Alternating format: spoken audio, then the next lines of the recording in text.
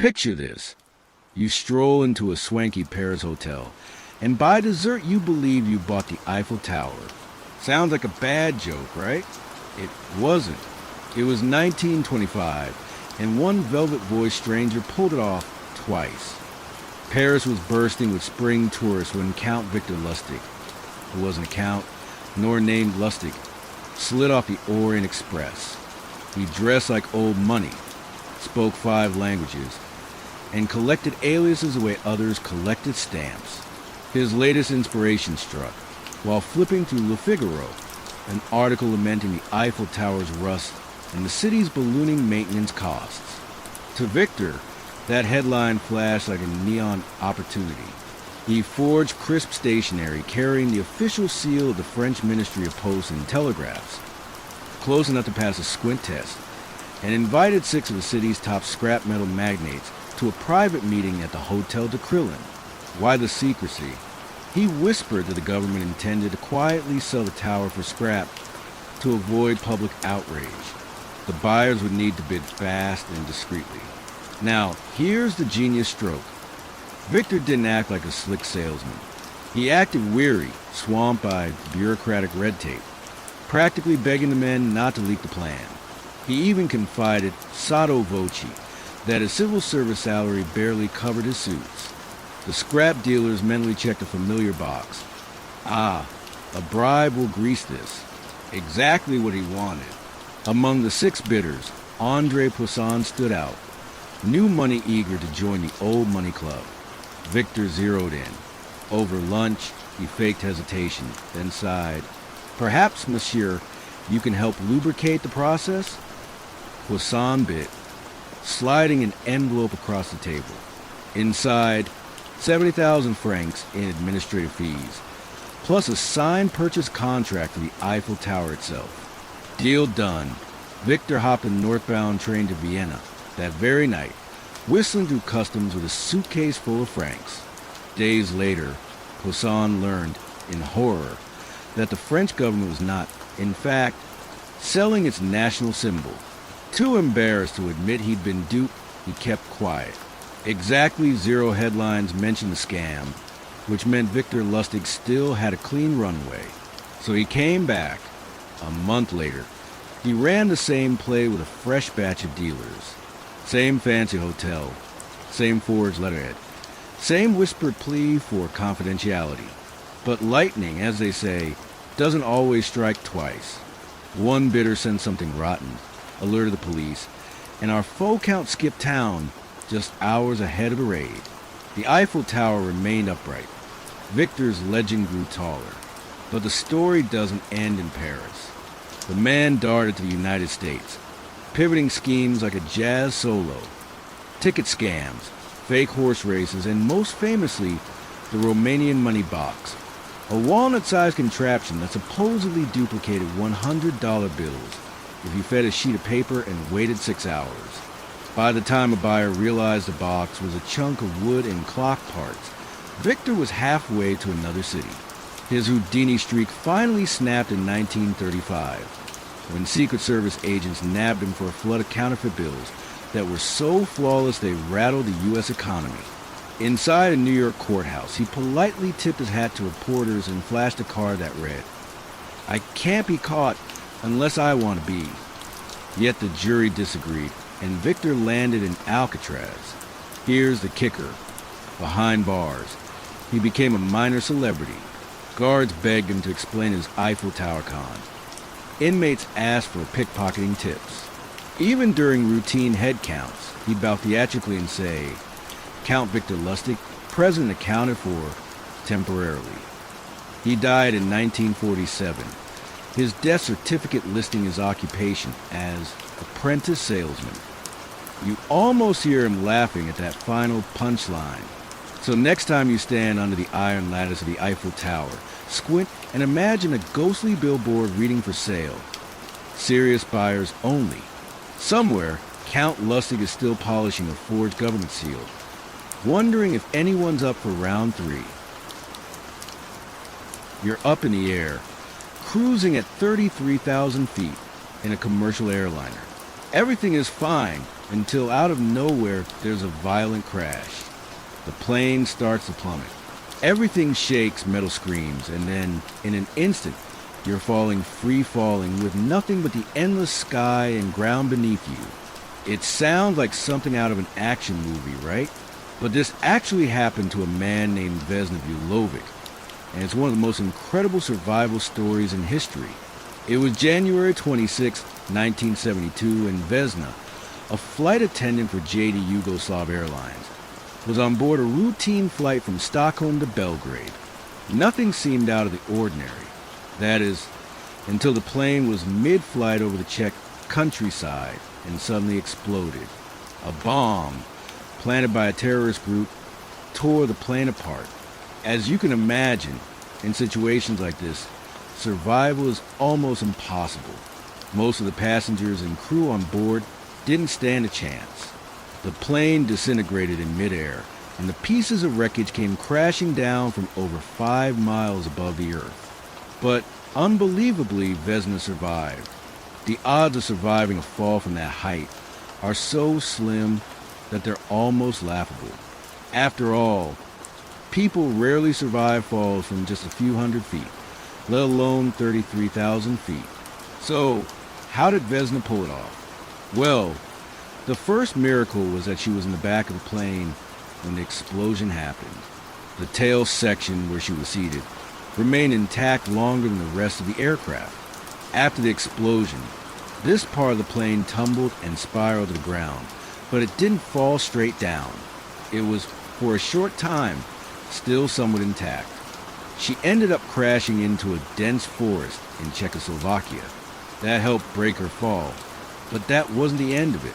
When rescuers found her, she was in and out of consciousness. She had suffered broken bones, including a fractured skull, a broken back, and numerous internal injuries. But somehow, she was alive. And, against all odds, she recovered. It was a kind of survival story that defied every expectation and left doctors and experts scratching their heads. But here's the kicker. This wasn't the first time she defied the odds. No, it wasn't just a case of dumb luck. The sheer combination of circumstances, being seated in the right place, the tail section staying relatively intact, the forest breaking the fall, came together in the most unlikely way. The fact that she survived wasn't a miracle in the traditional sense.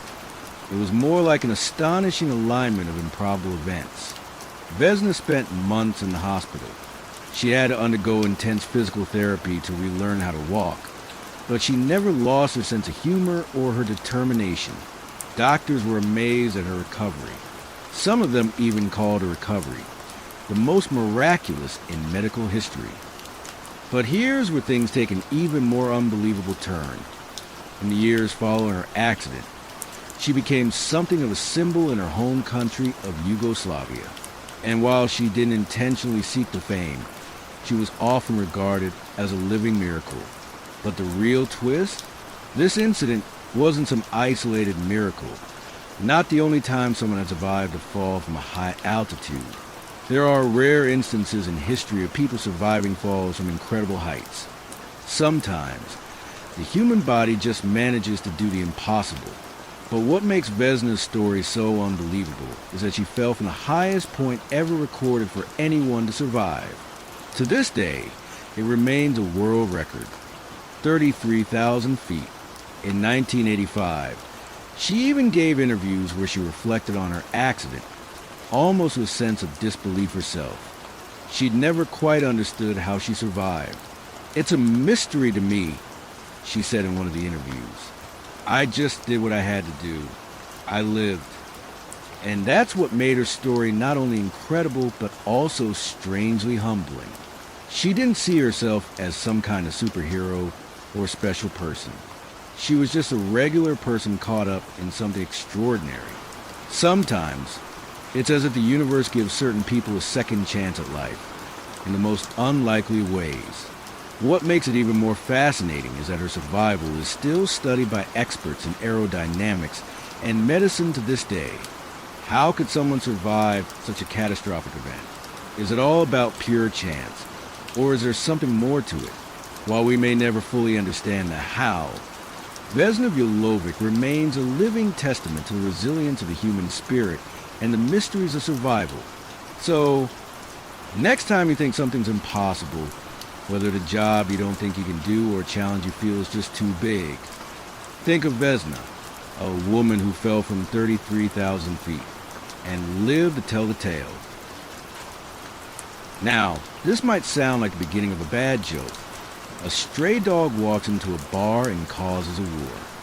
But believe it or not, that's almost exactly what happened in 1953, when a dog, yes, a dog, was at the center of one of the most bizarre and improbable international conflicts in history. This is the story of the War of the Stray Dog. And it all began over a misunderstanding in a small, four-legged creature. It all started in a small town on the border of Greece and Bulgaria. On October 22nd, 1925, a Greek soldier stationed along the border noticed a dog wandering aimlessly in the no-man's land between the two countries. The dog, lost and confused, was actually just minding its own business, but the soldier decided to shoot it. Why? Well, that's still up for debate, but some say it was simply to get rid of the threat of a stray in an area where every unknown animal could pose a risk to the soldier's safety. However, this seemingly trivial incident set off a chain of events that escalated into full-blown violence. The dog's death sparked outrage on both sides of the border. The Greek government, rather than letting the matter slide, made an official complaint to Bulgaria. The Bulgarian government, in turn, responded angrily, demanding justice for the killing of the dog. What followed was nothing short of absurd. The dog's death became a symbol of national pride for both countries, and soon both governments were sending official messages back and forth. A war of words quickly escalated into military action. In the heat of the moment, both countries called upon their forces, and soon skirmishes erupted along the border. But it wasn't just small clashes. No, both sides mobilized troops and artillery, and within days, the situation had turned into an outright military conflict. Greek and Bulgarian soldiers exchanged gunfire, and both nations were on the brink of full-scale war. At the height of this absurd escalation, over 50 people had died, and hundreds were injured. Here's the really mind-boggling part. The entire conflict was sparked by a dog that had no political significance, no strategic value, and no intention of starting anything. The dog wasn't a spy or an agent of some shadowy government. It was just a stray with the worst luck. Luckily, the situation didn't spiral completely out of control. The League of Nations, the precursor to the United Nations, intervened to mediate the situation. After much diplomatic wrangling, both sides agreed to cease fire, and the war was officially over. The Greeks ultimately agreed to pay a modest compensation to the Bulgarians of the dog's death, but no further action was taken. The irony? The war ended up being nothing more than a brief, absurd blip in history, yet it became an iconic example of how human pride and misunderstandings can escalate into conflict. In fact, it's often cited as one of the most ridiculous military confrontations in modern history. In the aftermath, both countries moved on, and the incident faded from the public eye. But whenever historians look back on the War of the Stray Dog, they have to wonder, how did something so trivial spiral into something so deadly? Was it human nature, nationalism, or simply the bizarre randomness of the situation? The story of the War of the Stray Dog is a reminder that sometimes the most trivial events can set off an unexpected chain reaction. And in the end, it's often the most bizarre moments of history that leave us scratching our heads, wondering how in the world something so unbelievable could ever happen. A stray dog wandered into the wrong place at the wrong time, and somehow it almost triggered an international war.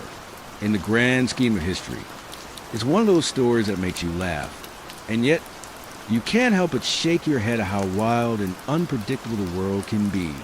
Who knew that one small dog could cause such an uproar? Sometimes, history has a way of making you think. There's no way this could be true. Take, for instance, the audacious tale of a con artist who managed to sell the Eiffel Tower. And not just once, but twice. That's right. This guy had the gall to pull off one of the most bizarre scams in history and walk away with cash in his pocket. How? Well, let me tell you how. The year was 1925. The Eiffel Tower was already an iconic symbol of Paris, a monument that had stood for nearly 40 years. But, like any big piece of infrastructure, it wasn't exactly loved by everyone. Some saw it as a blight on the Parisian skyline, something that took up too much space and cost too much to maintain. That's where Victor Lustig comes in, a con artist with an impressive history of scams. Lustig, who had previously faked his way through high society circles across Europe, decided one day that he would make the ultimate heist, sell the Eiffel Tower. Yes, you read that correctly. He came up with a brilliant plan to convince a scrap metal dealer that the French government wanted to dismantle the tower and sell it off for parts. Lustig, a smooth talker and master manipulator, forged official-looking documents and played the role of a high-ranking government official. With a few carefully crafted lies, he convinced one unsuspecting scrap metal dealer that the government was ready to part with the tower in exchange for a hefty sum of money. The deal was too good to pass up until the buyer realized he'd been duped. But by then, Lustig had already disappeared with the cash. You'd think that would be the end of it, right? After all, who would be crazy enough to try such a bold move twice?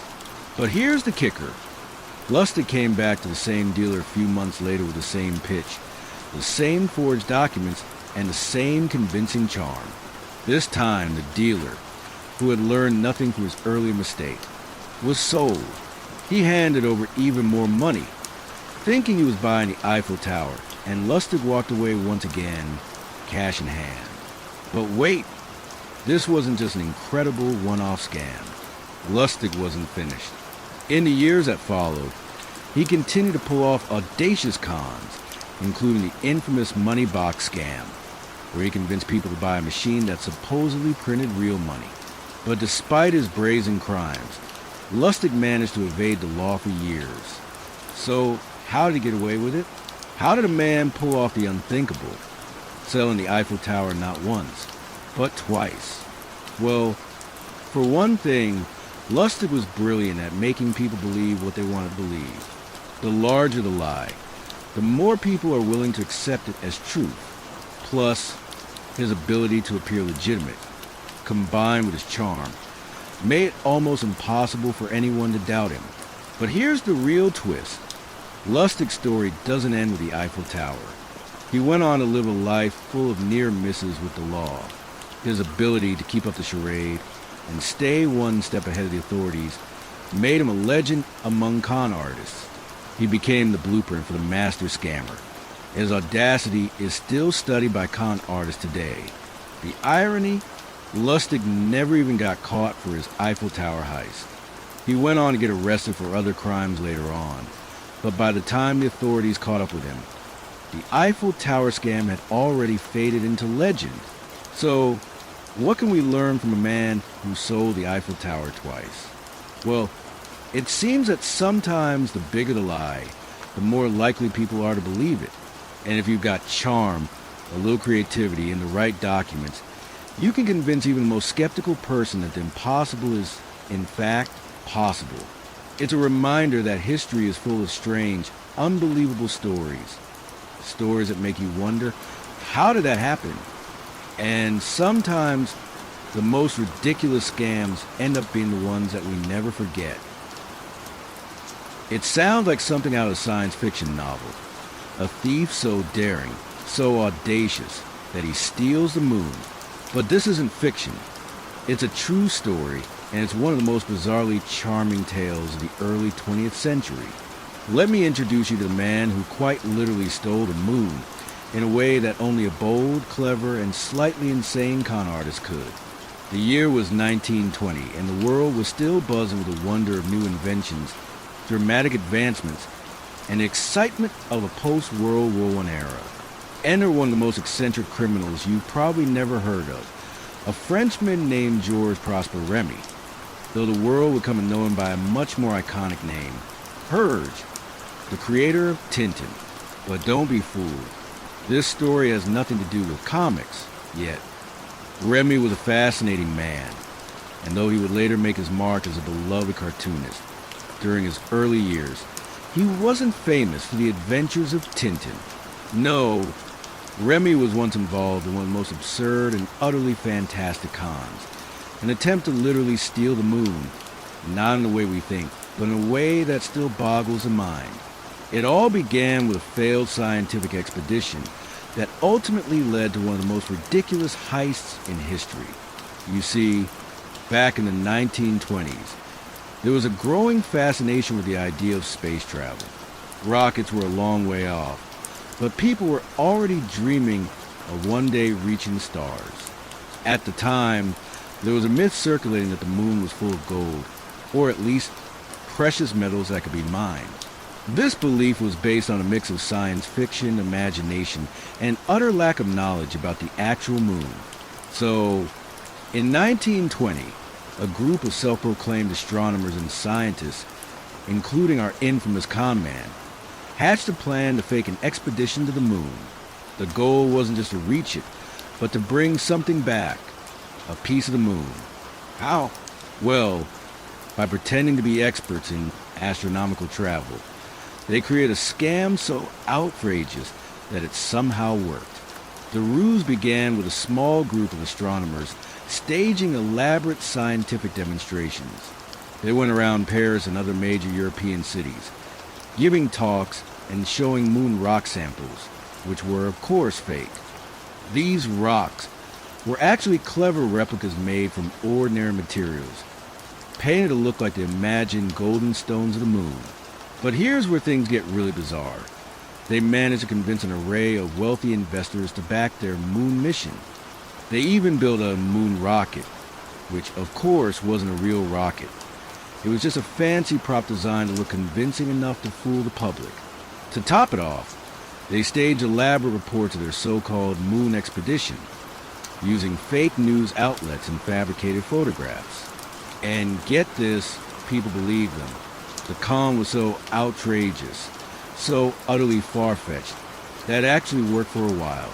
People were enchanted by the idea of the moon being something so far out of reach, yet attainable with a little bit of imagination and a lot of gullible investors.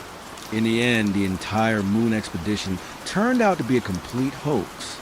When the supposed scientists returned with their moon rock, which was just a cleverly disguised chunk of gold, the scam started to unravel. The so-called moon samples were exposed as fakes. The rocket was revealed to be nothing more than a junked-up metal tube, and the scientists disappeared into the shadows. Picture this. You're skiing down a pristine slope in the Alps. The snow is perfect and the air is crisp. Then, in an instant, the mountain shakes violently, and before you can process what's happening, you're buried under a cascade of snow. You can't breathe. You're trapped. The weight of the snow is pressing down on you. You're alone. No one knows you're there. It's a desperate situation, and to make it worse, the avalanche is so massive that help seems like a distant, impossible hope. It sounds like a nightmare, right? But for one man, it turned into an unbelievable story of survival. This is the tale of Stephen Bledsoe, a man who found himself in the very worst kind of survival situation, buried under an avalanche, with no guarantee he'd ever make out alive. It was January 2010, and Stephen, an experienced skier, was on an off-piste, ungroomed, run in the backcountry of the Swiss Alps. He was with a small group of fellow skiers when, without warning, the mountain erupted. An avalanche, triggered by a combination of the right amount of snow, wind, and slope, buried the group in an instant. The snow was so deep and heavy that within seconds, it was as though the world had gone silent. The people around him were swept away, and Stephen was buried beneath what seemed like an impenetrable wall of snow. He couldn't see, couldn't move, couldn't even hear anything above the deafening silence of being submerged in snow. What do you do in that moment? Well, Stephen did what any skier worth his salt would do. He focused. He remembered the training he had undergone, the lessons learned from previous avalanche safety courses. The first thing he did was fight to stay calm. Panic, he knew, was the surest way to make things worse. For those who've never been caught in an avalanche, it's hard to imagine the terror of being buried alive by snow. It's not just the claustrophobia of being encased in snow. It's the fact that avalanches often settle quickly, compacting the snow into a hard, impenetrable mass. Rescuers can sometimes take hours to reach you, and it can feel like an eternity. But Stephen wasn't ready to give up, with no one to help. He knew he had to rely on his own instincts. He focused on breathing, tiny, shallow breaths as he tried to avoid the panic of suffocation. Then he did the unthinkable. He fought his way to the surface. It sounded impossible, right? How could someone buried under 20 feet of snow move enough to break free? But in the sheer force of the avalanche's aftermath, something remarkable happened. Stephen's body had naturally created an air pocket around him, just enough space for him to breathe. That was his lifeline. Even then, he wasn't free yet. He had to dig himself out, a process that would have been incredibly slow, grueling, and exhausting. Every movement felt like it was getting him closer to either freedom or death. With every breath of fresh air, he renewed his strength, knowing he had to keep fighting. After what seemed like an eternity, Stephen finally broke free. He emerged from the snow, weak and disoriented, but alive, alone in the snow-covered wilderness, with no sign of his group and no immediate way of contacting anyone. He had survived, but the real fight wasn't over yet. Now he had to find help. It took him hours to make it to the nearest town, where rescuers were able to get in touch with his family. His fellow skiers tragically did not make it, but Stephen's story was nothing short of miraculous. Experts later said that the odds of surviving such an avalanche, being buried for so long, then digging yourself out, were astronomically slim. But somehow Stephen had done it. The real mystery, though, is why he survived. It wasn't just luck. It wasn't just his skill as a skier. It was a combination of factors: his awareness, his training, and the sheer force of his will to live. Stephen's experience was a reminder that sometimes survival comes down to knowing exactly what to do in a moment of extreme crisis, trusting your instincts, and never, ever giving up. The aftermath of the incident brought Stephen fame as one of the few people in history to survive being buried alive by an avalanche. He later became an advocate for avalanche safety, dedicating much of his life to educating others about the risks of backcountry skiing and the importance of preparation. What's truly extraordinary about Stephen's story is that it proves one simple, powerful truth. Survival doesn't always hinge on the odds. Sometimes, it comes down to human resilience, the refusal to surrender in the face of overwhelming odds. Stephen Bledsoe didn't just survive an avalanche, he defied the impossible. And every time you think you're in a situation that seems too dire, remember Stephen's story. Because if a man can survive being buried under 20 feet of snow, then maybe there's no limit to what we can overcome when we fight hard enough. Let's pause for a second and think about lightning. It's one of the most powerful natural forces on Earth. Fast, fierce, and unpredictable. The odds of being struck by lightning in your lifetime? About 1 in 15,000. Now, what if I told you there's a man who not only survived a lightning strike, but 7 lightning strikes? And not just survived, he became a walking legend of the lightning world. This is the unbelievable story of Roy Sullivan, the human lightning rod. Roy Sullivan was a park ranger in the Shenandoah National Park in Virginia, a job that involved spending a lot of time outdoors. And this is where the oddity begins. You'd think that lightning would avoid someone who was just going about their job, but nature seemed to have other plans for Roy. Over the span of 35 years, between 1942 and 1977, he was struck by lightning 7 times, and not just grazed by a bolt. Each strike was powerful enough to leave its mark, physically and emotionally. The first lightning strike came in 1942, while Roy was out patrolling the park during a thunderstorm. He wasn't particularly aware of the danger at the time, but suddenly, a bolt of lightning hit him directly. The force of the strike knocked him unconscious, burned his hair off, and left him with a serious burn on his chest. But somehow he survived. Now, if that had been me or most people, we'd probably never go near a thunderstorm again. But not Roy. He went back to work. And the next strike, just a few years later, in 1969, Roy was driving his truck when lightning struck again, hitting him through the open window. His arm was severely burned, but still he kept going. Each time, the strikes seemed almost comical in how unlikely they were. He wasn't doing anything particularly dangerous, just going about his daily life in the park, driving down the road, or walking on duty. But each time, the lightning would find him, and each time he survived. But it didn't stop there. In 1970, he was struck again. This time, he was on foot, walking to the park, when a bolt hit his leg, leaving a burn mark. Then, just a few months later, lightning struck him a fourth time while he was in a lookout tower. It burned his chest, legs, and stomach, but once again he managed to survive. The truly wild part? He didn't give up his job as a ranger. After all, this was his life. But even Roy had to admit that something strange was happening. As he himself once said, "I just felt that I had an appointment with it."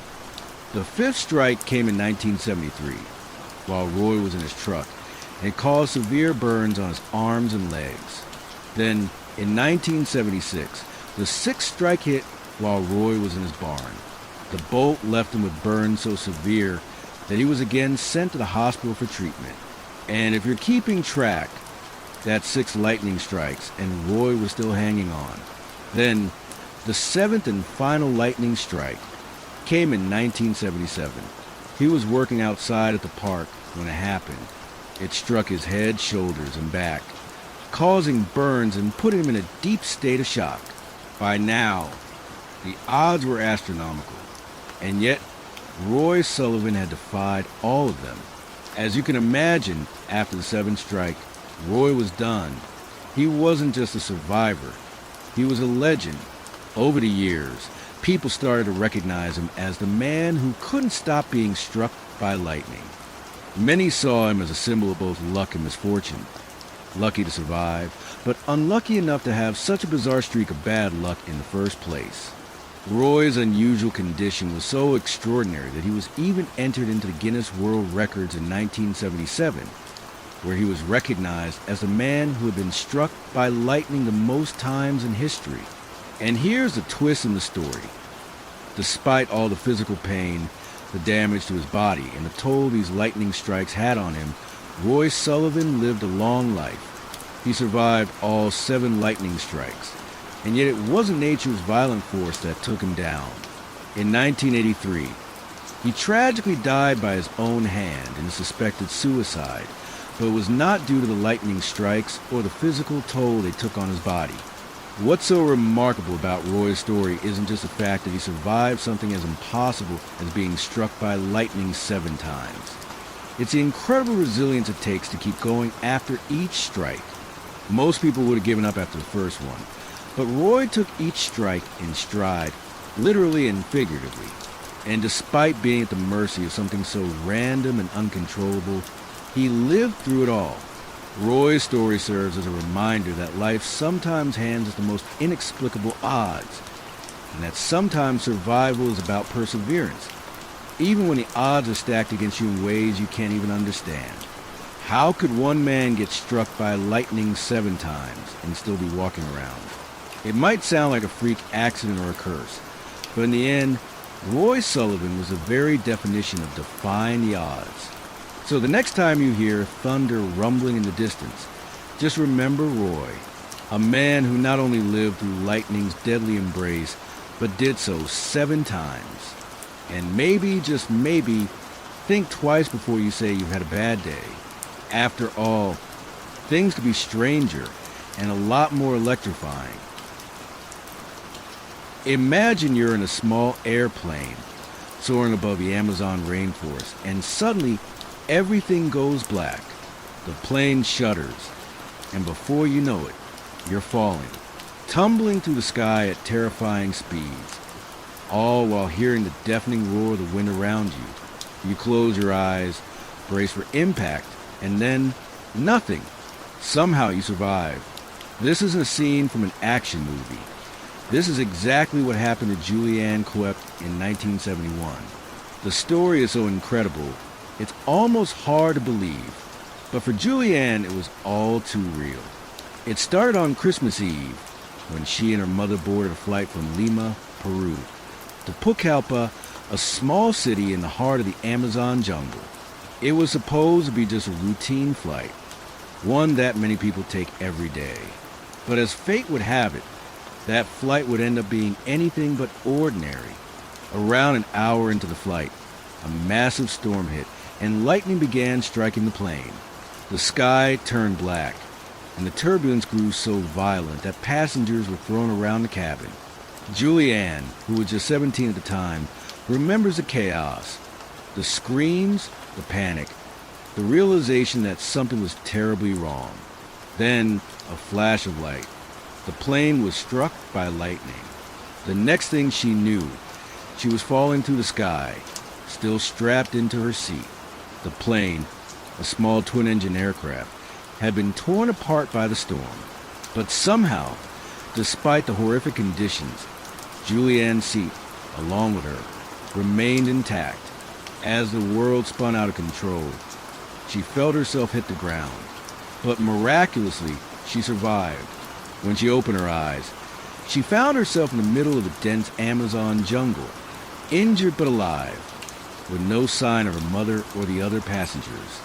Her body was bruised and cut up, and she had a deep gash on her arm. Yet, against all odds, Julianne was still conscious. Now here's where the story takes an even more extraordinary turn. After surviving the crash, Julianne, still in shock but determined to stay alive, made an impossible decision. She would walk out of the jungle. It's important to remember that Julianne wasn't just walking through any forest. This was the Amazon rainforest, one of the most remote and dangerous places on Earth. The jungle is vast, filled with wildlife, insects, and plants that can kill you in an instant. The heat was unbearable, the humidity stifling, and with no map, no food, and very little water, it was a death sentence for most people. But Julianne had a calm resolve. Her survival instincts kicked in. She spent the next few days wandering through the jungle, struggling to navigate with only her limited supplies. One bottle of water, some candy from her seat, and a small bag. Her injuries were severe, and the physical toll on her body was incredible. She developed a fever from the cuts on her arms, and her legs were covered in scratches from the dense undergrowth. Yet, she didn't give up. She knew the best way to stay alive was to keep moving. Despite the overwhelming obstacles, Julianne kept walking, hoping she'd find someone or something to guide her to safety. She would drink from streams, sleep in the shade, and keep going. On the 10th day after crash, her luck finally turned. Julianne, weak and barely able to stand, stumbled upon a small boat. She knew it was her only chance. With her last bit of strength, she pulled herself into the boat and began paddling down the river. It was the breakthrough she had been hoping for. Soon after, she was found by a group of loggers. They helped her, gave her food and water, and took her to the nearest town. She was taken to a hospital, where doctors treated her for the serious injuries she had sustained in the crash, including the deep cuts, burns, and a mild case of dehydration. But what truly set Julianne's survival apart wasn't just the fact that she managed to survive a plane crash. It was how she did it, despite being alone in one of the most hostile environments on Earth. With nothing but sheer willpower to guide her, she fought her way through one step at a time. The plane crash that Julianne survived remains one of the most miraculous survivals in aviation history. Her story became a symbol of resilience, a testament to the incredible strength of the human spirit. Her determination, resourcefulness, and sheer survival instinct are what kept her alive when all the odds were stacked against her. The twist? Julianne's story didn't end with the crash. Over time, she went on to become a biologist, spending years working in the Amazon rainforest. An ironic twist for someone who once had to survive it after a plane crash. Her experience with the jungle and the knowledge she gained from her own miraculous survival fueled her passion for conservation and wildlife protection. In the end, Julianne Coep's story is a testament to the power of the human spirit. Sometimes survival doesn't come down to luck. It comes down to perseverance, resourcefulness, and a refusal to give up no matter how impossible the odds may seem. After all, if Julianne could walk out of the Amazon rainforest after falling from the sky, there's a good chance we can overcome whatever life throws our way. A person falling from the sky, plummeting thousands of feet, without a parachute, and living to tell the tale. But this isn't fiction. It's a true story, and it's one of the most jaw-dropping cases of survival ever recorded. The year was 1972. A man named Vesna Vulovic, a flight attendant from Yugoslavia, was working on a routine flight aboard a DC-9 aircraft when something went horribly wrong. The plane, flying at 33,000 feet, was torn apart in midair by a bomb planted by a terrorist group. The explosion was catastrophic. The plane disintegrated into pieces, and every single person on board, except for Vesna, fell to ground. But here's the part that makes the story so unbelievably miraculous. Vesna Vulovic somehow survived the fall. Not only did she survive, but she was found alive after falling more than 30,000 feet. The odds of surviving such a fall are astronomically low, somewhere in a range of 1 in 100 million. But against all odds, Vesna defied them. Here's how it happened. Vesna was in the back of the plane when the explosion occurred. She was knocked unconscious by the blast. The aircraft was torn apart, and most of the passengers were ejected, along with the rest of the fuselage. But somehow, Vesna remained inside one of the sections of the plane that was still largely intact. As the debris fell, it was likely the remaining wreckage, including the part of the fuselage she was trapped in, acted as a shield, slowing her descent and cushioning the impact. At some point during the descent, the wreckage hit the ground in a dense forest in Czechoslovakia. When rescuers arrived, they found Vesna alive, but with severe injuries: a fractured skull, broken legs, a crushed pelvis, and multiple internal injuries. She was immediately rushed to the hospital, where doctors were astonished to find that she was still alive, albeit in critical condition. Now, you'd think the story would end there, right? But this is where things get even crazier. Over the following months, Vesna underwent numerous surgeries to repair the damage done to her body. But what was even more astonishing was her mental and emotional resilience. Despite the severity of her injuries, she showed remarkable strength and determination throughout her recovery. It was almost as if she was destined to survive this insane fall. Vesna eventually made a full recovery. She returned to work as a flight attendant a few years later, defying not just physical odds, but the mental trauma that would have devastated anyone else. She later joked that the only thing she feared after her ordeal was the bad coffee on board, not the risk of flying itself. The experts were left scratching their heads. How is it possible for someone to fall from such a height and survive? While there is no definitive answer, scientists have speculated that several factors contributed to her incredible survival. The most important one was the fact that she was inside a part of the plane that had remained largely intact during the fall, which acted as a shield. Additionally, the fact that the wreckage fell into a heavily forested area may have helped cushion the landing. There were also theories about her being knocked unconscious during the fall, which might have prevented her from suffering more severe trauma from the impact. And, of course, there was the simple matter of sheer luck. But, as Vesna herself said, it wasn't luck alone that saved her. She always credited her recovery to her will to live, her determination, and her refusal to give up even when everything seemed lost. Vesna's survival is considered one of the most miraculous events in aviation history. She was even recognized by the Guinness Book of World Records as the person who survived the highest fall without a parachute. Her story became a symbol of hope, resilience, and the unexplainable wonders of the human spirit. The twist? Vesna's incredible story doesn't end with her recovery. She continued to live a full life after crash, and although she retired from flying, she never let her experience define her. In interviews, she often downplayed the idea of her survival being anything extraordinary, saying that she was simply in the wrong place at the wrong time. But here's the kicker. Not only did she survive a fall from 33,000 feet, but she did it with an astounding level of grace. Vesna never allowed herself to be defined by what had happened to her. She didn't let the trauma from the crash control her life. Instead, she went on to live her life with the same joy, warmth, and humor that she had before the explosion. Vesna Vulovic-Est's story is the epitome of the human spirit's resilience. The odds were against her. Science can't fully explain how she survived. But one thing's for certain, Vesna's story is a reminder that sometimes, when you think the odds are impossible, miracles do happen. And in her case, the miracle wasn't just surviving a fall from the sky.